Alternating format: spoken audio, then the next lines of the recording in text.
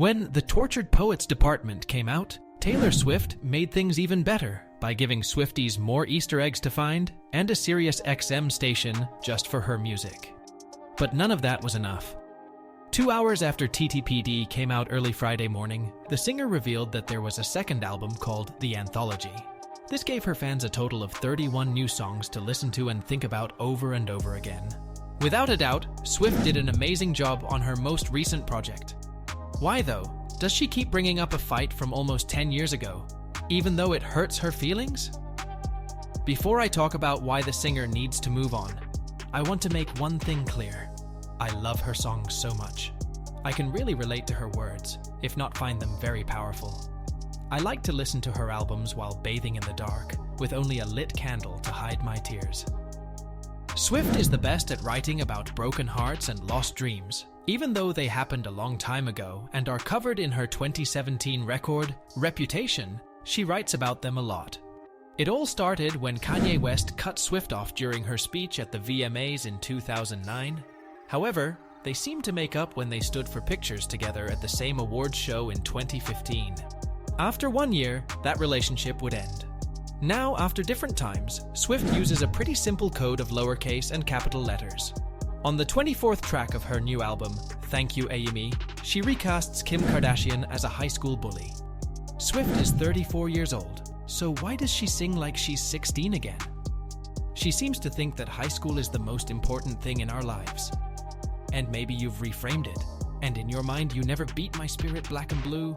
I don't think you've changed much, so I changed your name and any real defining clues. And one day your kid comes home singing a song that only us two is gonna know is about you. 'Cause, Swift sings, seemingly referring to a TikTok video of Kim and her daughter Northwest singing along to Shake It Off. Kim, 43, is mature enough to dance to the 1,989 inches hit with her daughter, knowing that it would make headlines. Swift should also be mature enough to see it as compliment. Instead of using it as proof that she won a war, she thinks she already won. Instead, Swift, who by the way admitted that she watched the mother-daughter video, writes a story that makes it sound like she thinks Kim doesn't know the song is about her. As if. You have to be a narcissist to understand other narcissists. It's enough to say, should Swift even be talking about a 10-year-old kid who seems to be a Swiftie? Without a doubt not.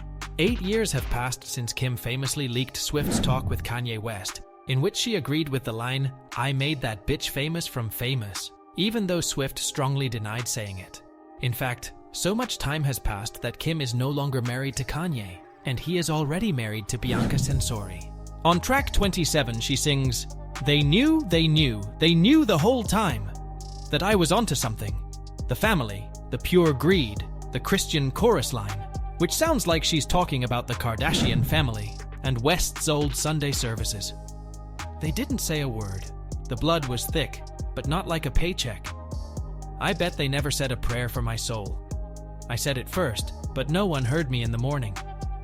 Of course, the Kardashians trying to make money is nothing new. Kylie Jenner's attempt to cash in on spiked seltzers is just a desperate attempt to cash in on a trend that started years ago. But isn't Swift doing the same thing by writing songs about a fight that happened years ago? Kim told everyone about the chat, and Swift said she'd like to be excluded from this narrative. Then why is she starting over with the story 8 years later? Also, I have to say that the Kardashians did not ask for this letter to be written. People will probably say on my social media that Kris Jenner paid me to write this, but she didn't.